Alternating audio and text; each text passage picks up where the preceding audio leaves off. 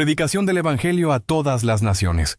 Jesús no dio la señal para que especulemos fechas, sino para que entendamos una misión. Antes del fin, el Evangelio del Reino será proclamado en todo el mundo como testimonio a todas las naciones. No se trata solo de llegar a países con fronteras, sino a pueblos y culturas reales, con sus lenguas, historias y dolores. Desde los primeros discípulos hasta hoy, esta palabra avanza por caminos inesperados, templos y casas, plazas y cárceles, migraciones y diásporas, radios, páginas, teléfonos, susurros y canciones. A veces llega con el brillo de un avivamiento, otras en la fidelidad silenciosa de una iglesia pequeña que ora y sirve. Esta señal no licencia la pasividad, nos convoca a sumarnos, orar por los no alcanzados, sostener a quienes van, dar con generosidad, abrir la boca donde estamos, encarnar el reino en obras de justicia y misericordia. Proclamar no es imponer, es testificar, anunciar a Cristo crucificado y resucitado, invitar al arrepentimiento y a la fe, y discipular con paciencia para que haya fruto y no solo cifras. El mensaje no cambia,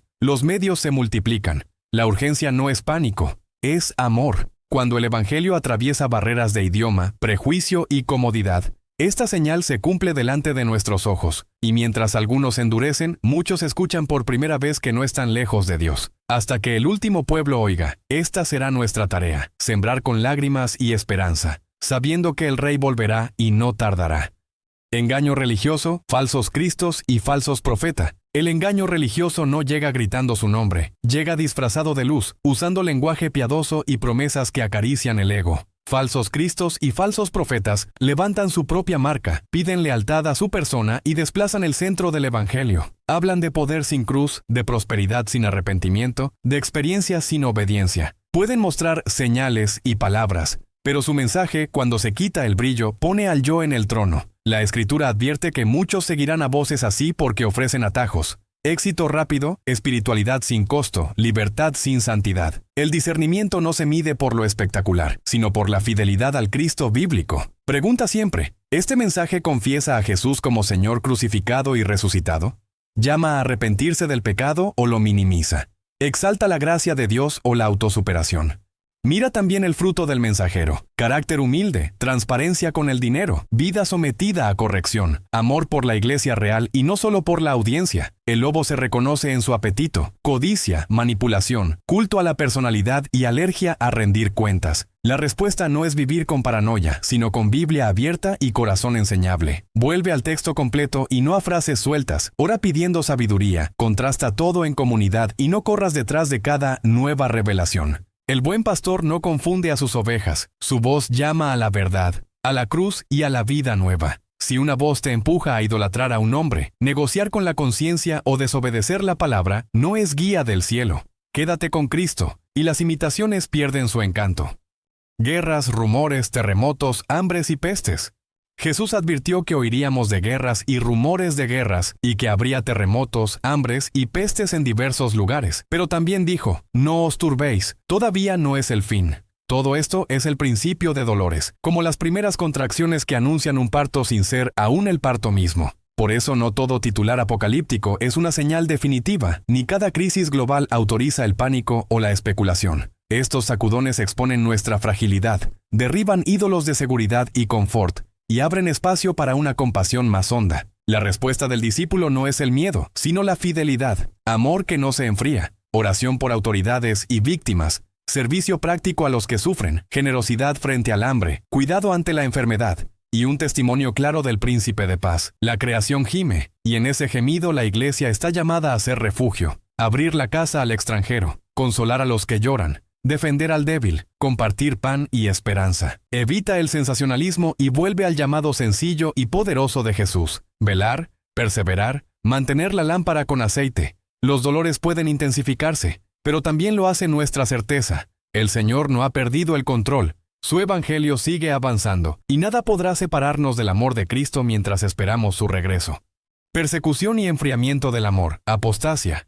Jesús anunció que vendrían tiempos en que su pueblo sería aborrecido por causa de su nombre. La presión externa rompería amistades, familias y comunidades. Algunos tropezarían, otros se traicionarían, muchos se desanimarían. En medio de esa tormenta crecería la maldad y el amor de muchos se enfriaría. No se trata solo de hostilidad pública o leyes injustas, también de un desgaste íntimo, cinismo, fatiga espiritual, heridas sin sanar, escándalos que decepcionan, promesas de atajos que seducen. La apostasía no es una duda honesta que busca respuestas, sino un apartarse deliberado de Cristo para abrazar un evangelio más cómodo o un pecado que no queremos soltar. ¿Cómo resistir sin que el corazón se congele? Perseverar no es aguantar con los dientes apretados, es permanecer en Jesús, volver a su palabra cada día para que nos lave y nos enfoque, orar para que su paz gobierne la mente, obedecer en lo pequeño aunque nadie mire. El amor se calienta sirviendo, cargando cargas ajenas, practicando la hospitalidad, perdonando de verdad, dando con generosidad, reconciliándonos antes de que el rencor eche raíces. La comunidad no es un accesorio.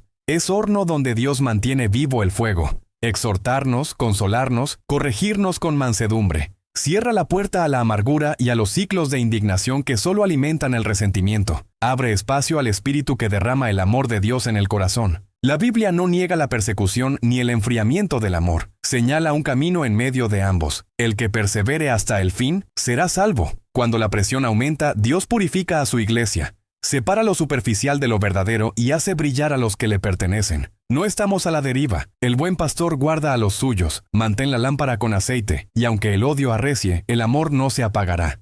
La abominación desoladora y crisis en Jerusalén.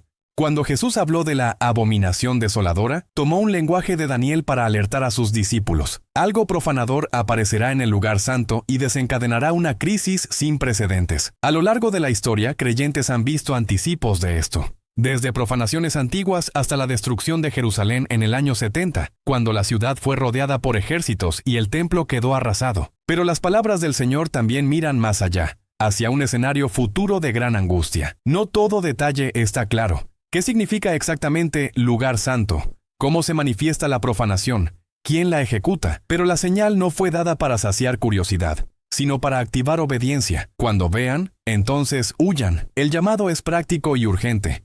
No heroísmo temerario ni cálculos de fechas. Es discernir el momento y preservar la vida para seguir testificando. Esta abominación se vincula con un periodo de tribulación intensa, un tiempo de engaño religioso, presión política y violencia contra el pueblo de Dios. La Escritura no nos entrega un mapa turístico, pero sí un manual de emergencia. Estar atentos, no creer a cualquiera que se presente como Salvador, no aferrarse a lo que debe soltarse, cuidar a los más vulnerables, orar para no desfallecer. La crisis en Jerusalén es, al mismo tiempo, un espejo y un megáfono. Expone ídolos, desnuda falsas seguridades y nos recuerda que todo centro de adoración que desplace a Cristo termina vacío. En medio de lo que sacude naciones y símbolos, la instrucción del Maestro permanece: vigilar, huir cuando Él diga huir, y sostener la esperanza del reino que no puede ser profanado. Porque así como habrá señales de desolación, también habrá señales del Hijo del Hombre, y la última palabra no la tendrá la abominación, sino el Rey que viene. Manifestación del hombre de pecado, Anticristo. La Escritura advierte que antes de la venida del Señor se manifestará una figura de rebelión a la que Pablo llama el hombre de pecado o de la iniquidad. No aparece con cuernos visibles, sino exaltándose a sí mismo por encima de todo lo que se llama Dios, usurpando adoración y sentándose simbólicamente en el lugar que solo a Dios corresponde. Su arma principal no es la fuerza bruta, sino el engaño, señales y prodigios mentirosos, narrativas seductoras, promesas de paz y progreso que exigen lealtad a cambio de la verdad. No se presenta como enemigo de la espiritualidad, sino como su reemplazo. No niega el culto, lo redirige hacia el yo, el poder o el sistema. Pablo explica que esta manifestación opera ya como misterio de iniquidad, y que será revelada en su momento cuando se quite de en medio lo que ahora lo detiene. Juan añade que muchos anticristos han surgido, es decir, anticipos y figuras que encarnan el mismo espíritu: negar al Padre y al Hijo, relativizar el pecado, proponer otro evangelio. El terreno donde prospera esta figura es un corazón que no recibió el amor de la verdad. Quien prefiere la mentira halagadora a la verdad que llama al arrepentimiento, se vuelve vulnerable a cualquier mesías de turno. Por eso la advertencia es doble: no adivinar nombres ni fechas, y sí discernir patrones. ¿Se exalta el hombre por encima de Dios? ¿Se normaliza la injusticia? ¿Se usa lo religioso para controlar y enriquecer? ¿Se minimiza la cruz y la obediencia? Si esas marcas están, el espíritu del anticristo está activo, aunque la figura final aún no se revele. La esperanza no es ingenuidad, es promesa. El Señor Jesús lo destruirá con el aliento de su boca al manifestar su venida. Hasta entonces, la respuesta de la Iglesia es clara: amar la verdad más que la aprobación, resistir el engaño con la palabra completa, permanecer en Cristo, vivir en santidad y comunidad, y no rendir culto a ningún poder que pretenda ocupar el lugar del rey. Donde el pueblo guarda la fidelidad al Evangelio, las imitaciones pierden fuerza y el anticristo, sea cual sea su rostro, queda desenmascarado. Señales cósmicas previas a la aparición del Hijo del Hombre. Jesús anunció que antes de su aparición habría señales en los cielos que ninguna generación podría ignorar: el sol oscurecido, la luna sin brillo, las estrellas cayendo y los poderes de los cielos sacudidos. No son fuegos artificiales apocalípticos para alimentar curiosidad, sino un telón que se descorre para revelar al Rey. Los profetas ya habían hablado de ello, y el Apocalipsis lo describe con imágenes que estremecen. La creación, que gime desde la caída, entra en convulsión cuando su Señor está por manifestarse. Algunos leen estas señales de forma literal, otros como lenguaje profético que expresa el colapso de los sistemas que pretendían ser eternos. En cualquier caso, el mensaje es claro: lo que parecía inamovible temblará, y lo único firme será la palabra de Dios. Para los que resisten a Dios, estas señales serán pavor. Para los de Cristo, consuelo, porque inmediatamente después se verá la señal del Hijo del Hombre y la humanidad lamentará al darse cuenta de que el trono no estaba vacío. Entonces se oirá el toque de trompeta y los ángeles reunirán a los escogidos de los 4 vientos. No será un evento secreto ni localizado. Como relámpago que ilumina de oriente a occidente, así será su venida. Estas señales no nos fueron dadas para calcular la fecha, sino para orientar el corazón, vivir despiertos, con la lámpara encendida, sin aferrarnos a lo que pronto pasará. Cada vez que el cielo nos recuerda nuestra pequeñez, un eclipse, un terremoto, una noche que no cede, el discípulo escucha un eco: el Rey viene, y en vez de pánico, responde con esperanza activa. Santidad en lo oculto, servicio en lo pequeño, evangelio en los labios y los ojos levantados, porque nuestra redención está cerca. Perseverancia de los santos y separación final. Perseverar no es resistir por orgullo, es permanecer en Cristo cuando sopla el viento en contra. Jesús dijo que el que persevere hasta el fin será salvo, no como un mérito humano, sino como la evidencia de una fe viva que se aferra al Señor en medio de presión, demora y cansancio.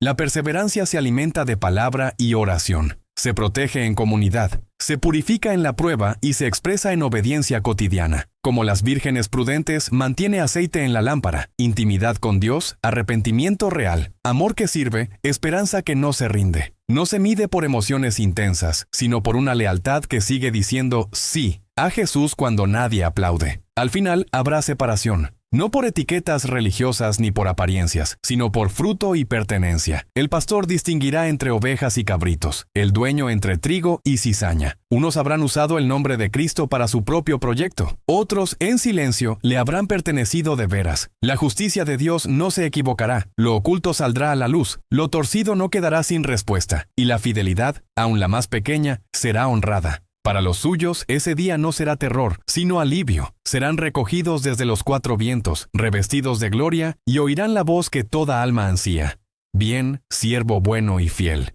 ¿Cómo vivimos a la espera? Con la mirada puesta en Jesús, el autor y consumador de la fe, cuidando el corazón del enfriamiento, rehuyendo el engaño, amando cuando es más difícil, haciendo el bien sin cansarnos. La perseverancia de los santos no es heroísmo aislado, es gracia que sostiene, espíritu que fortalece y comunidad que acompaña. Así esperamos, con lámparas encendidas, manos ocupadas y el ven, Señor, en los labios.